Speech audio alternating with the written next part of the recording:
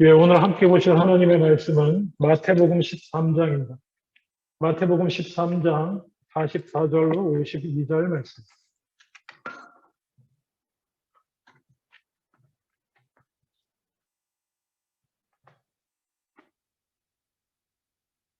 신약성경 마태복음 13장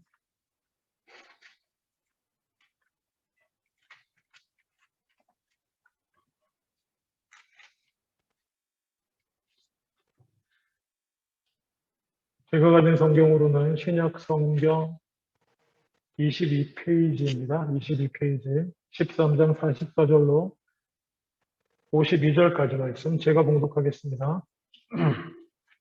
천국은 마치 밭에 감추인 보화와 같으니 사람이 이를 발견하고 숨겨두고 기뻐하며 돌아가서 자기의 소유를 다 팔아 그 밭을 사느니라. 또 천국은 마치 좋은 진주를 구하는 장사와 같으니 극히 값진 진주 하나를 발견하며 가서 자기의 소유를 다 팔아 그 진주를 사느니라. 또 천국은 마치 바다에 치고 각종 물고기를 모는 그물과 같으니 그물에 가득함에 물가로 끌어내고 앉아서 좋은 것은 그릇에 담고 못된 것은 내버리니라. 세상 끝에도 이러하리라. 천사들이 와서 의인 중에서 악인을 갈라내어 풀무불에 던져 넣으리니 거기서 울며 이를 갈리라. 이 모든 것을 깨달았느냐 하시니 대답하되 그러하오이다. 예수께서 이르시되 그러므로 천국의 제자된 서기관마다 마치 새 것과 옛 것을 그 곳간에서 내오는 집주인과 같으니라. 아멘. 쭉 지난주도 그렇고 이렇게 말씀 살피고 있는 마태복음 13장은 그냥 한마디로 하라고 그러면 13장은 천국에 관한 비유의 장입니다. 하나님 나라에 관한 비유들을 쭉 나열하는데 꽤 몇 개 쭉 나열되는 중에 우리가 보통 천국에 관해 얘기하면 마장개 말입니다. 지금 예수님은 뭐 성경으로 함께 하시고 어쨌든 예수님이 여기 오셔가지고 천국에 관해 얘기를 해주시면 우리의 첫 번째 관심사는 대체로 뭘 것 같습니까? 예수님 좋은 거 알겠는데 제가 어떻게 하면 천국에 들어갈 수 있을까요? 우리의 관심사는 아마 그게 될 겁니다. 하나님 나라에 대해서 이렇고 저렇고 예수님이 이렇게 쭉 얘기해 주셔서 그래서 나는 어떻게 해야 되는지요? 제가 뭘 해야 합니까? 라고 아마 우리는 그 얘기 나오기를 귀 기울이고 아마 들으실 것 같아요. 근데 여러분 마태복음 13장 예수님이 제자를 불러놓고 하나님 나라에 대한 비유를 쭉 하시면서 네가 무엇을 얼마나 해야 천국에 들어간다는 얘기 한 번도 하신 적이 있어요. 제자들한테 너희들이 뭘 얼마나 열심히 하고 너희들이 뭘 얼마나 열심히 수고하고 봉사하고 말씀 공부하고 하루에 몇 시간씩 일주일에 몇 시간 1년에 얼마 드리고 투자하고 해야 그리고 이루어야 천국에 갈 수 있다라고 얘기하신 적이 한 번도 없습니다. 제 말이 거짓말인지 참말인지 읽어보세요. 천국은 마치 이와 같고 하나님 나라는 마치 이와 같은데 얘기하시면서 너희 고로 이 천국에 너희가 몰려 들어갈 때 이런 얘기를 하시죠. 물론 굳이 하나를 꼽자면 어떻게라는 말씀을 하셨습니다. 어떻게 살아야 되냐는 얘기는 하신 적은 있어도 너희가 무엇을 얼마나 해야 천국에 들어갈 수 있다고 얘기하신 적은 없습니다. 이거 완전히 다른 겁니다. 마치 하나님 나라에 들어가려면 좋습니다. 헌금을 얼마 해야 되죠, 평균. 뭐는 꼬박꼬박 해야 되죠. 뭐는 또 얼마나 열심히 해야 되죠. 세월을 아끼라고 하셨으니 시간은 내 시간은 하루에 얼마씩 꼭꼭 드려야 돼요. 그래서 그게 이 평생에 얼마는 돼야 되고 그런 거 없습니다.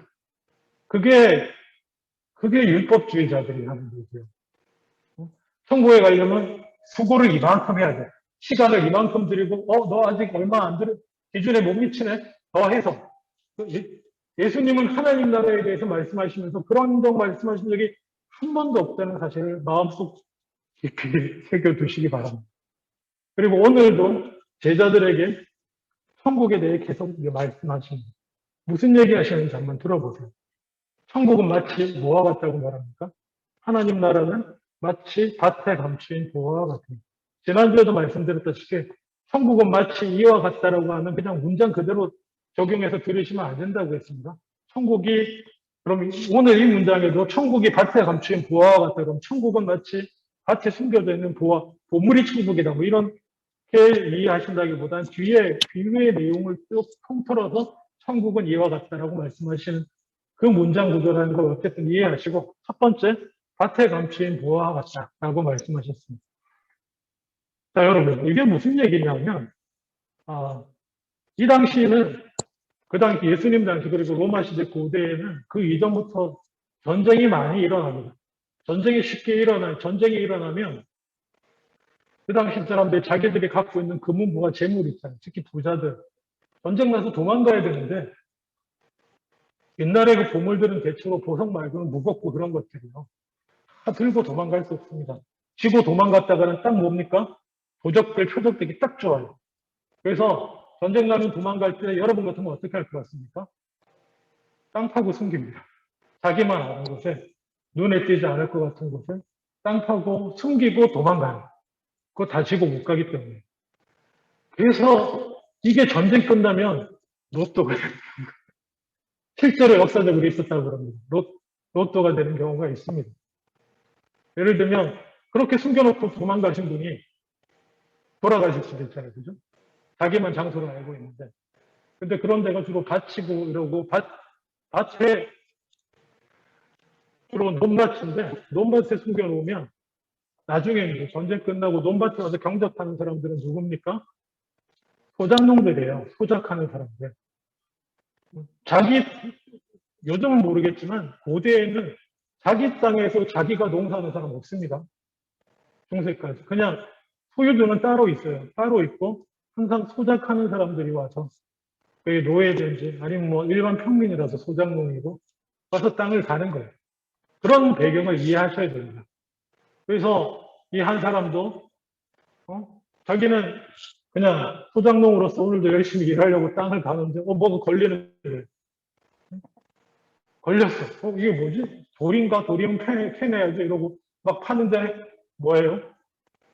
딱 상자 같은 게 나오는 거예요.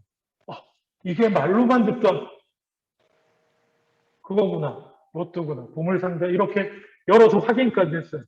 여러분 그 다음 어떻게 할 것 같습니까? 파출소로 달려가나요? 그러면 안 됩니다. 그 다음 이제 어떻게 해야 됩니까? 일단 숨겨요. 그대로. 주위를 잘 살피고 다 덮은 다음에 왜 경찰에 신고하나 이런 얘기 하지 마세요. 지금은 예수님이 해주신 비유에 관한 얘기를 하는 겁니다. 그 다음에 할 일이 뭐겠습니까? 어떻게 하면 이 보물을 안전하게 가져갈 수 있을까? 근데 이 밭은 누구 밭이에요? 내 밭이 아닙니다. 내 게 아니에요. 소유권을 주장할 수가 없어요. 내 게 아니기 때문에. 자, 그러면 할 일은 하나뿐입니다. 무슨 수를 써서라도 이 밭을 통째로 사야 돼요. 통째로 다 못 사더라도 절반이라도 그거 포함되어 있는 부분이라도 사야 됩니다. 아무리 가진 게 없더라도 쫓아다니면서 빚을 내서라도 밭 그 뭐 한 해가지고 몇 천만 원 한다고 칩시다. 근데 그 숨겨진 보물은 최소 10억, 50억 이렇게 되는 보물이 거기 숨겨 있어요. 비록 내가 전세금 2천만 원 정도밖에 없는 사람이라고 할지라도 어떻게 할 것 같습니까? 미친 듯이 돌아다니면서 밭을 살 자금을 마련하는 거예요. 전세 빼고 아니면 뭐 집이 뭐 팔고 뭐 다 그냥 대출 땡기고 뭐 해서 나중에 갚을게요라고 얘기까지 하면서 그 밥값을 아마 평소 가격의 두 배 이상이라도 주고도 살 겁니다. 그렇지 않습니까? 안 사는 인간이 이상한 거예요. 그게 정상이죠. 하나님 나라가 이와 같습니다. 예수님. 하나님 나라는 이와 같아요. 그리고 또 두 번째, 되게 비슷한 얘기 같은데, 이번에 등장하는 사람은 장사하는 사람이에요. 장사하는 사람인데 아마 진주나 뭐 다이아몬드나 이런 귀한 보석을 파는 사람인 것 같아요. 중개사. 장사하는 사람이 하는 일은 뭡니까? 이게 가치가 낮게 평가되어 있어가지고 이렇게 남들은 잘 모르는 거를 이렇게 싸게 이게 가격이 얼마나 되는지 모르는 걸 잘 골라다가 다듬어가지고 실제 가치 혹은 더 크게 해서 팔아서 필요한 사람에게 넘겨주고 이윤을 남기는 게 장사가 하는 일이잖아요. 그 장사꾼이, 그 사람은 항상 좋은 진주나 좋은 보석을 찾아다닙니다. 아직 세상에 드러나지 않아요. 근데 극히 값진 진주지만 뭐 어디 바닷가를 다니다가 뭐 어부들이 진주를 캐거나 그러지 않겠어. 캤다기보다 얻거나 뭐 조개 먹다가 던지거나 이 사람도 이게 얼마인지 몰라요. 그렇지만 나는 알아요. 나는 전문가니까. 가서 보니까 이거 너무 좋은 진주인 거야. 이거 조금만 다듬으면 엄청나겠거든. 그러면 뭐라 그럴 것 같아요? 저한테 파세요. 얼마면 되겠니? 얼마를 원하시더라고요. 제가 드리겠습니다. 그러지 않겠습니까? 그리고 나가서 그 소유를 다 팔아서 그 진주를 삽니다. 이 두 가지가 하나님 나라에 관한 비유랍니다. 예, 그냥 직접적으로 결론을 말씀드리면, 여러분, 하나님 나라를 내가 발견하는 것은 바로 이와 같은 것입니다. 예수님 안에서 하나님 나라를 소망하고 꿈꾸게 된 건 바로 이와 같은 거예요. 하나님 나라를 발견했다는 것입니다. 근데 다만, 그 차이가 있습니다. 여러분은 어떻게 하나님 나라를 발견할지 모르겠지만, 처음에 밭에 감추인 부활을 발견한 사람은 어떤 사람이에요? 그 하나님 나라에 대한 소망이나 어떤 그런 것에 대한 삶의 추구가 있던 사람이었습니까? 아니요. 자기 스스로 추구하던 건 어떤 사람이에요? 그냥 우연히 먹고 살려고 밭을 갈다가 그야말로 세상적으로 말하면 우연이고 신앙적으로 말하면 하나님의 섭리 가운데 나는 전혀 추구하거나 생각하지도 않았는데 덜커덕 이게 뭐야? 이런 게 있어? 하나님 나라에 이렇게 발견한 사람. 두 번째, 진주를 찾는 사람은 마음속 깊은 곳에서부터 추구함이 있는 거예요. 추구함이 있던 사람이에요. 더 귀한 가치, 이 헛된 세상을 넘어서는 더 귀하고 고귀한 삶과 영원에 대한 소망과 추구가 있던 사람이 진주를 찾는 장사 같은 사람입니다. 그리고 그 사람도 그렇게 추구하다가 하나님 나라를 발견했습니다. 여러분은 어느 쪽이신가요? 밭을 갈다가 발견하셨습니까? 아니면 추구하다가 발견하셨습니까? 이거 손들게 할까요? 죄송합니다. 이 중에 무슨 말씀 하시는 거예요, 목사님? 뭐 이렇게 얘기하실 수도 있겠지만, 네, 하나님 나라는 그렇게 내게 다가오는 것입니다. 발견되는 것이고요. 그리고 진정으로 하나님 나라를 발견하는 사람은요, 똑같이 그 문장 두 개 뒤가 다 똑같습니다. 기뻐하며 돌아가서 소유를 다 판답니다. 소유를 다 팔아 그 밭을 삽니다. 갑자기 가슴이 덜컹하시나요? 목사님이 소유를 다 팔려고 그럴까요? 저하고 계속 계신 분 10년 이상 제가 그런 얘기 한 번도 안 한다는 거 아시죠? 소유를 어쨌든 예수님 말씀이 추구하다가 하나님 나라를 만났든지 아니면 어쩌다 우연히 하나님 나라에 대한 소망을 발견했든지 하나님 나라를 발견한 사람은 자기 소유를 다 팔아서라도 그것을 내 것으로 삼고자 한다는 것입니다. 이게 무슨 말입니까? 솔직하게 여러분 탁 털어놓고 얘기해가지고 여러분 인생에 있어서 제일 중요하고 놓치고 다 잃어버리면 큰일 날 것 같은 거 뭐가 있나요? 뭐가 있습니까? 잃어버리면 큰일 난다. 이거 없으면 정말 큰일 난다. 뭘 것 같아요? 솔직히. 자, 바라보세요. 저처럼 바라보세요. 배우자입니까? 네, 큰일 나죠. 큰일 납니다. 옆에 또 자녀들입니까? 자녀들?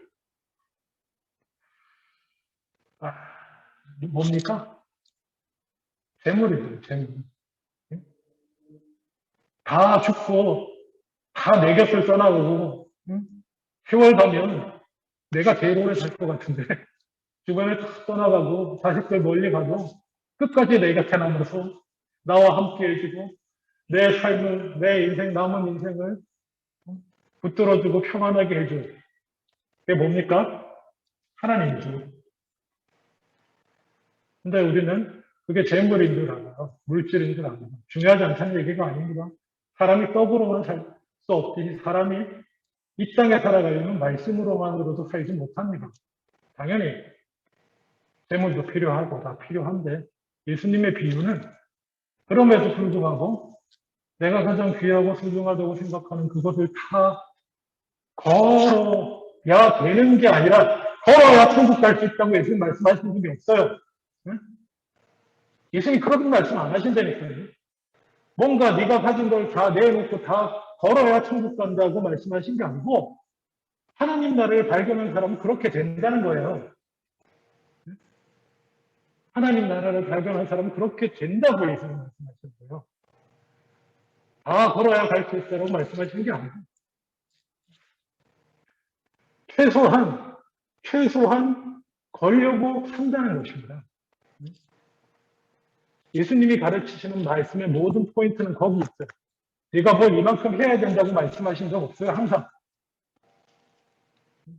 성령이 임하시면 네가 땅끝까지 가서 복음을 전해야지 뭐가 된다 이런 얘기 하신 적 없어요. 성령이 임하시면 나를 만나면 하나님 나라를 만나면 물론 그럼 나 그렇게 안 되는데 나 아직 못 만난 건가? 아니요. 오해하지 마세요. 여기까지 얘기하면 길어집니다. 우리가 정상이 아니라서 그래요. 우리는 원래 타락했고 예수님을 만나도 여전히 자아가 살아있고 죄된 본성이 살아있어서 온전히 회복이 안 돼서 그게 다 안 되는 거예요. 다 안 되는 건데 예수님이 억지로 그래도 너 해야 돼 이렇게 말씀하실 수 없어요. 예수님은 우리가 회복해 나가는 데 포인트가 있어요. 이건 또 다른 본문 얘기지만 오늘 본문 얘기로만 갈게요. 할 수 있는 걸 하도록 그리고 기쁨으로 하게 하시는 분이 예수님이에요. 너희가 안 가면 네가 못하면 지옥이야. 너 어떡할래? 빨리 해. 이렇게 하는 분이 아니라 어쨌거나 천국은 그런 것입니다. 하나님 나라에 대한 소망을 품는다는 것은 그런 것이다. 그걸 꼭 기억하십시오. 하나님 나라는 항상 모든 것보다 최우선 순위에 있다는 것만 기억해 두시면 되겠어요. 먼저 그의 나라와 그의 예를 구하면 네가 갖고 있는 소유를 다 내게 더해 주시겠다. 필요한 소유를. 그 말씀입니다. 또 다른 버전 얘기도 해요. 그러니까 소유를 걸어도 돼요. 예수님이 다 내놓으라고 말씀하신 적 없습니다. 한 번도. 물론 다 걸어라. 그냥 네 인생을 걸어라. 이렇게 얘기할 수 있어. 그 내 인생에는 뭡니까? 내 생명과 내 재물도 포함되는 거죠. 네 인생을 걸어라. 하나님 나라는 그런 것이다. 자, 그리고 또 47절부터 봅니다. 또 천국은 마치 또 뭡니까? 바다에 치고 각종 물고기를 모으는 그물과 같다. 그물에 가득함에 물가로 끌어내고 앉아서 좋은 것은 그릇에 담고 못된 것은 내어버리느니라. 이거 쉬운 말씀이죠. 세상 끝에도 이러하니라. 천사들이 와서 의인 중에서 악인을 갈라내어 풀무불에 던져 넣으리니 거기서 울며 이를 간다. 이거 지난주에 말씀드렸죠. 가라지 비유. 밭에 하나님의 아들들도 뿌리고 이 세상에 그리고 또 가라지 사탄이 와서 가라지도 뿌렸는데 어떻게 해요 그거? 그 자리에서 갈라내지 못한다고 말씀드렸죠. 끝까지 가는 거예요. 마지막 날에 가른다고 말씀하신 거예요. 왜 그렇습니까? 왜 억지로 갈라내려고 하면 다칩니까? 그거 하나님이 뭐 이렇게 분별할 능력이 없어서 안 하시는 게 아니라고요. 갈라내라고 말하면 어떻게 됩니까? 우리가 잘못했기 때문에 그렇다는 거예요. 그렇죠? 우리가 어떻게 갈라내겠습니까? 이 안에 말씀드렸다시피 누가 갈아주는지 오늘 비유를 빌리면 누가 좋은 물고기인지 누가 판단을 하겠습니까? 안 되기 때문에 그러면 한 마지막까지 함께 가는 거예요. 복잡하지 마세요. 혹시 난가 뭐 이런 내가 갈아지 뭐 이런 생각하지 마세요. 혹시 뭐 내가 안 좋은 물고기 뭐 이런 생각하지 마십시오. 이미 그런 생각하시는 분은 좋은 물고기고 이미 그런 걱정하시는 분은 가라지가 아닌 줄 믿습니다. 그게 놀라운 비밀인데 됐거나 마지막까지 그렇게 간다. 그리고 갑자기 생각났는데 지난주에도 말씀드렸고 동일한 맥락에서 원수 갚는 것은 하나님께 있다. 왜요? 나한테 원수진 그 사람이 얼마나 나한테 죽을 죄를 졌는지 어쩐지 정확하게 판단할 수 있는 사람은 내가 아니라 하나님이기 때문에. 그래서 제가 옛날에 설교하면서 영화 소개한 적이 있는데 기억나세요? 복수는 나의 것이라고 하는 영화가 있습니다. 그게 성경에서 따온 거예요. 복수는 나의 것. 그거는 혹시 영화 좋아하시는 분 한국 영화예요. 뒤지다가 나오면 꼭 보세요. 괜찮은 영화입니다. 물론 거기가 성경 얘기를 하는 영화는 아니지만 주제가 딱 복수는 나의 것. 한 그 제목하고 딱 맞아요. 어쨌거나 자 그러면 말입니다. 하나님 나라를 소유를 다 팔아서 산다라고 하는 것은 좀 더 구체적으로 어떤 의미를 가지겠습니까? 1번 하나님 나라가 뭡니까?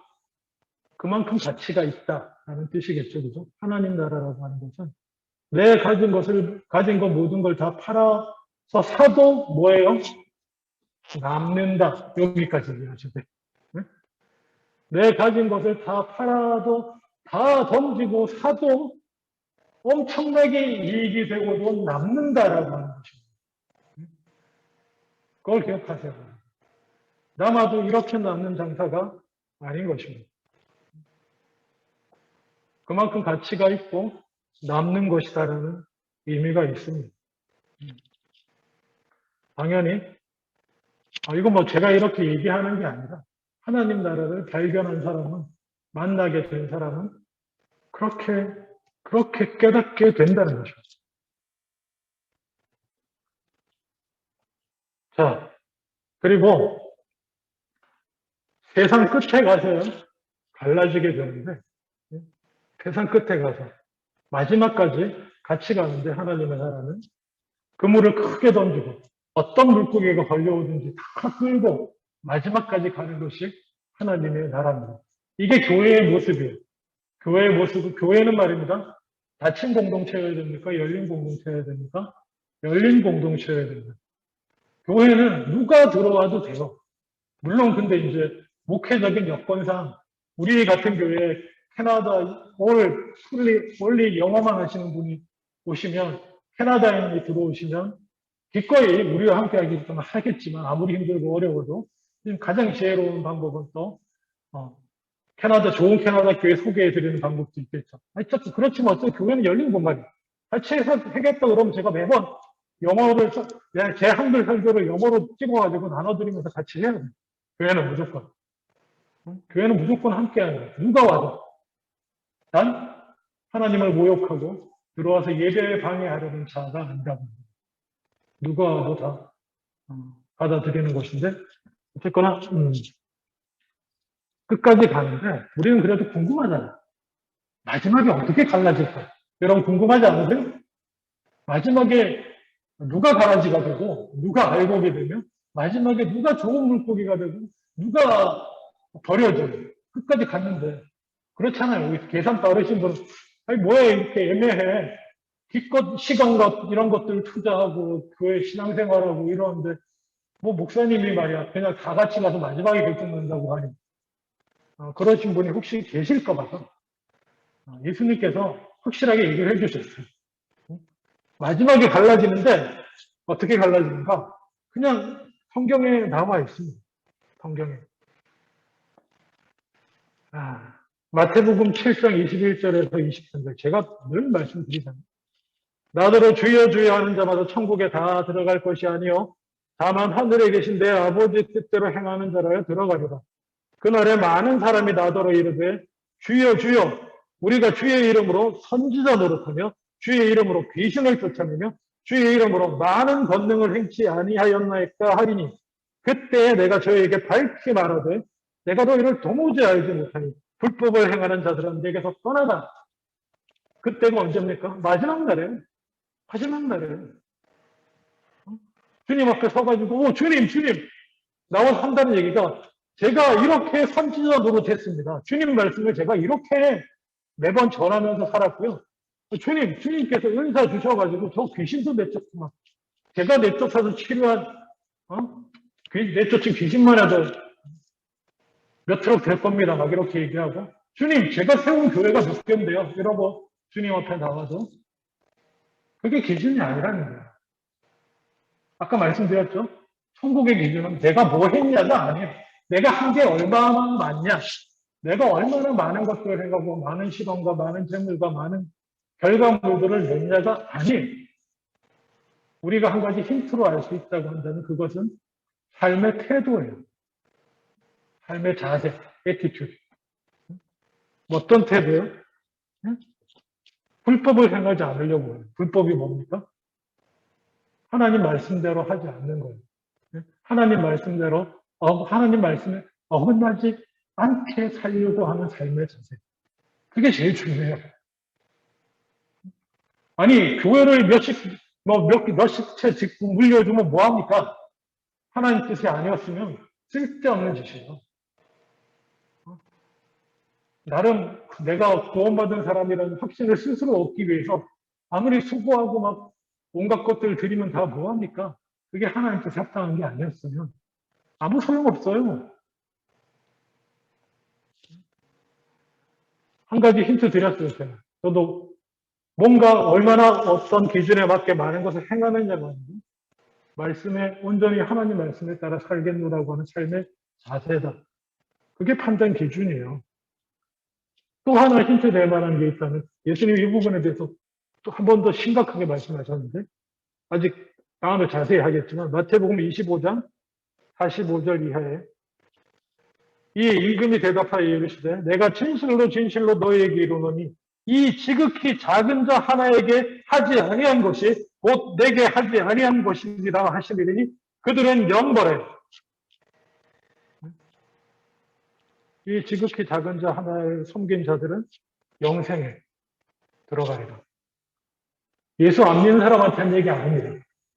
이 얘기 듣고 있는 사람들은 예수님 따라 나온 사람들이에요. 예수님 따라 나온 사람들 앉혀놓고 나를 섬긴 자가 천국에 간다. 나중에 말씀드릴게요. 한 가지 힌트는 그 불법을 행하는 게 아니라 하나님의 뜻을 온전히 따라 사는 삶을 살아가면 어떤 결과로 나타나게 된다. 그 삶은 여리고 연약한 자를, 작은 자를 섬기는 삶을 살게 된다라고 하는 힌트를 보여주시는 거예요. 당연하죠.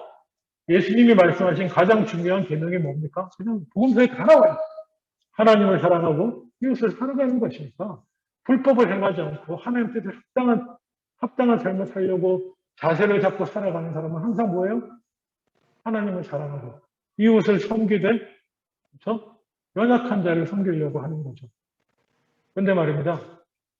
이 부분에 대해서 또 예수님이 중요한 말씀을 비유를 주신 적이 있는데 기억나시나요? 착한 사마리아인의 비유. 기억나십니까? 착한 사마리아인. 무엇을 하여야 영생을 얻으리까? 라고 율법주의자다운 질문을 한 사람이 있었습니다. 그렇죠? 서기관이었는 뭐 하여튼 그 젊은 친구가 물었어요. 뭘 해야 되냐? 제가 뭘 얼마나 할까요?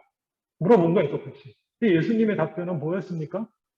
강도받는 사람이 있는데 제사장도 지나가고 레위인도 지나가고 근데 너희가 욕하는 사마리아 사람은 와서 데려다가 자기가 응급치료하고는 또 더 나가서 여관에다 맡기고 자기 돈까지 주면서 치료해 달라고 갔다.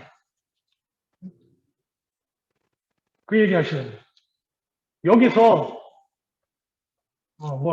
이거는 잘 아시죠? 이웃이 세워줘라. 이웃을 사랑하라고 하셨으니까 이웃 사랑은 어떻게 합니까? 라고 하는 데 대한 답변이 있는데 이웃이 되란데 그거예요. 예수님 말씀은 그냥 숨이 상관이에요. 그냥 계속 일관성이 있으신 거예요. 처음부터 끝까지. 불분명하다, 희미하다, 알 수 없다. 아니에요. 제가 다 집어드리잖아요. 예수님 말씀은 계속 일관성이 있어요. 10점 1번. 하나님 나라를 어떻게 이루어갈 것인가라고 하는 차원에서. 그리고 예수님이 보여주신 그것을 보고 눈이 열려서 나도 그렇게 따라가야겠다라고 하는 사람. 여러분, 이웃을 사랑해야 천국 간다라고 했을 때 여러분, 이웃을 얼마나 사랑해야 천국 갑니까? 이웃을 얼마나 사랑해야 여러분이 천국 가겠어요? 예수님 그렇게 말씀하신 적이 없어요. 듣는 사람은 이웃을 사랑해서 천국 가야 되는 이웃을 얼마나 사랑해야 되는지 이렇게 물어본 것 같지만 예수님은 그냥 소작을 섬겨라. 너의 도움을 필요로 한 자들을 도와주라고 이웃이 되어주라고 말씀하신 거예요. 그래서 그때 제가 말씀드렸죠. 이 세상에 나보다 좀 부족하고 힘들어서 나의 도움을 필요로 하는 소자가 몇 명쯤 될 것 같습니까? 제가 말씀드렸죠. 최소한 캐나다에 사시는 여러분들은 상위 온 지구라고 생각했을 때, 지구 60억을 생각했을 때 여러분은 상위 10% 안에 드는 사람입니다. 네? 최소한 여러분 밑으로 54억이 있습니다. 여러분은 그들의 이웃이 되어줘야 됩니다. 가능합니까? 그 사람들 다 숨기고 그래서 이웃 되어줄 수 있어요? 안 되는 거예요. 그래서 우리의 공로로 우리가 뭐 해갖고 되는 게 아니라고 말씀하시는 거예요. 그냥 가능한 한 내 주변에 내 도움을 필요한 사람들에게 그냥 섬기는 자로 그 마음의 자세로 물론 하나님이 은혜 주시는 대로 나는 여기 예루살렘 정도 감당하겠지만 어떤 사람은 성령이 인도하시는 대로 온 유대까지 나갈 수 있고 어떤 사람은 사마리아까지 나갈 수 있고 어떤 특별한 은혜를 받은 사람은 땅끝까지 나가겠지만 넌 땅끝까지 못 갔으니까 탈락 이런 거 없다는 거예요. 그냥 하나님과 동행하면서 살아가다가 우리가 할 수 있는 것까지 하게 되는 것이에요. 싸움이죠. 싸워나가면서 할 수 있는 것까지 하는 것이고 그 자세를 가진 사람, 끝까지 그 자세를 가지고 살아가는 사람이 주님 앞에 마지막 순간에 의인으로 불려지고 온전한 영생의 길에 들어가게 될 줄로 믿습니다. 공로 아니에요. 공로 아닙니다. 그 앞에 가가지고 주님 제가 헌금을 얼마 했고요. 교회를 얼마나 섬겼고요. 제가 한 일이 이런데요. 라고 하는 자는 탈락이에요. 그 자세로 살아갔던 사람들이 온 세계에 나보다 못한 56억을 바라보면서 쭉 이러고 살아갔던 사람들이 주님 앞에 서가지고 제가 이렇게 했는데요. 말할 수 있는 사람 아무도 없거든요. 그냥 주님, 저는 그냥 은혜로 살았습니다. 여러분. 그냥 그렇게 되는데 그런 사람들이 마지막에 구별되게 될 줄로 믿습니다. 그걸 누가 알겠어요? 우리가 지금 이 땅에 살면서 모릅니다. 말씀 몇 개를 원합니다. 죄송합니다. 빠뜨릴 뻔입니다. 그래서 51절에 예수님이 이렇게 질문합니다. 이 모든 것을 깨달았나? 여러분께 질문 드립니다. 하나님의 나라에 대한 이 모든 것을 깨달으셨습니까? 주님께 대답하신 걸로 알고. 그리고는 예수님이 결론을 이렇게 내세요. 51절에 예수께서 이르시되 그러므로 천국에 제사되는 서기관마다 마치 새 것과 옛 것을 그 국간에서 내오는 집주인 것 같습니다. 한글 번역도 참 어색하지만 이해하기 참 쉽지 않은 부분이긴 한데 그냥 하나님 나라에 대해서 설명해 주시고 제자들에게 그러니까 깨달았느냐 하나님 나라가 어떤 곳이 어떻게 되는 곳인지 네 그러니까 해주시는 말씀이 그런데 천국의 제자를 칭할 때 뭐 예수님의 제자 이렇게 말할 수도 있는데 꼭 집어서 굳이 천국 하나님 나라의 제자라고 표현하죠. 하나님 나라의 제자. 예수의 제자가 된 사람은 하나님 나라를 예수님을 비롯해서 하나님의 나라를 이루어가는 사람이 되어야 된다는 아주 강조하고 계신 거예요.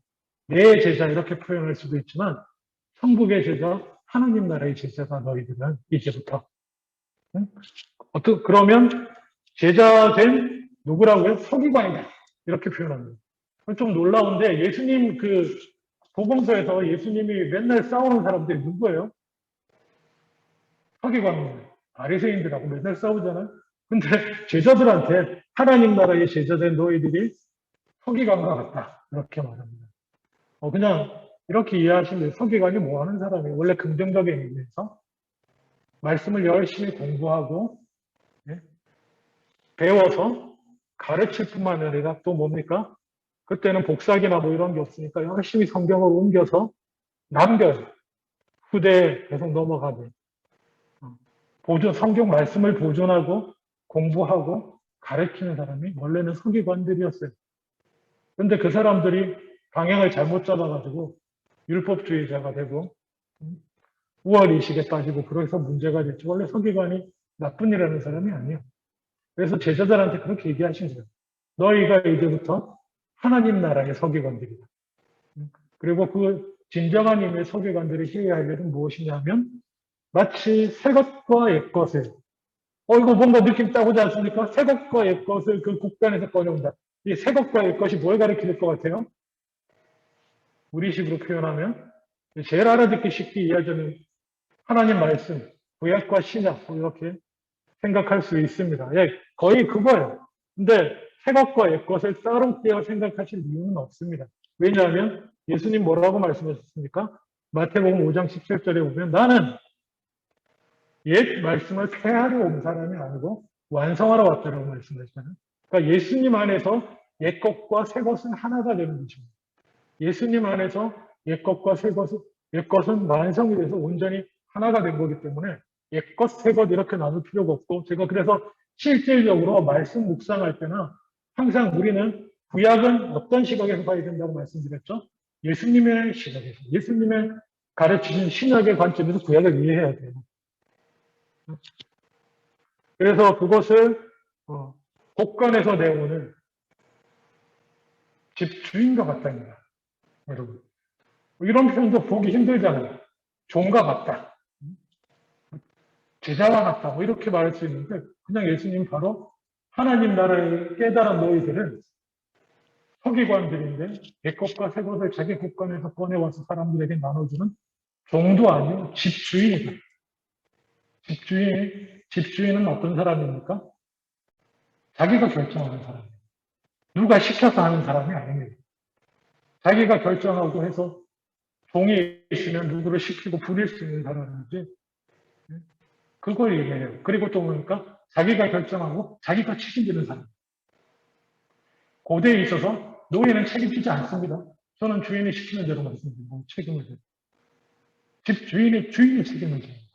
여러분은 하나님 앞에서 하나님 나라를 위해서 책임져야 될 사람들이에요. 그렇죠?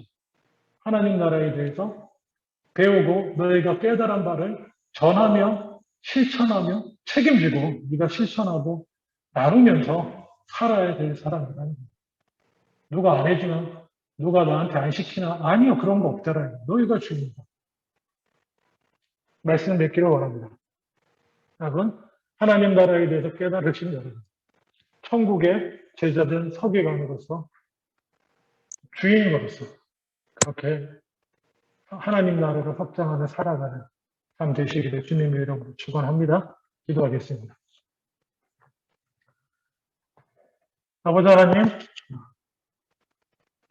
천국을 발견하게 하신 하나님 나라를 발견하게 하시니 감사합니다. 하나님의 나라를 발견한 자로서 내 삶을 걸고 내 모든 것을 걸고 천국의 제자로 하나님 나라의 제자된 서기관으로서 마땅히 해야 할 바를 감당하며 살아가게 하여 주시옵소서. 어떤 환경과 상황 속에서라도 이것을 놓치지 않고 붙들고 나아가 마지막 날에 주님 앞에 서는 우리들 다 되게 하여 주시옵소서. 감사드리고 예수님 이름으로 기도합니다. 아멘.